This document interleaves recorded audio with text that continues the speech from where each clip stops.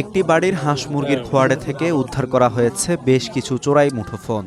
ওই খোয়াড়ে ছিল ৫৫টি ভারতীয় ফোন। পুলিশ ও বিজিবি যৌথ অভিযানে এসব মুঠোফোন জব্দ করেছে। এই ঘটনায় এনামুল হক অন্তর নামের এক ব্যক্তিকে আটক করেছে পুলিশ।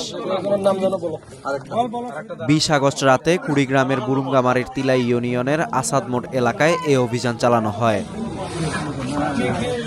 পুলিশ জানায়, তিলাই ইউনিয়নের আসাদ মোড় এলাকায় দীর্ঘদিন ধরে ভারতীয় চোরাই মুঠোফোন কেনাবেচা হয়ে আসছিল।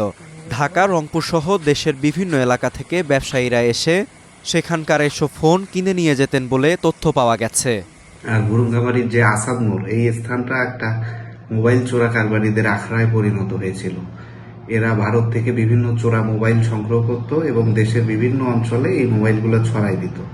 এবং ঢাকা, রংপুর থেকে অনেক ব্যবসায়ীরা এখান থেকে এসে বড় অ্যামাউন্টের মোবাইল ফোন কিনে নিয়ে যাইত। তো এখানে অভিযান পরিচালনা করা খুব জরুরি ছিল। এরই ভিত্তিতে আমরা অভিযান পরিচালনা করি।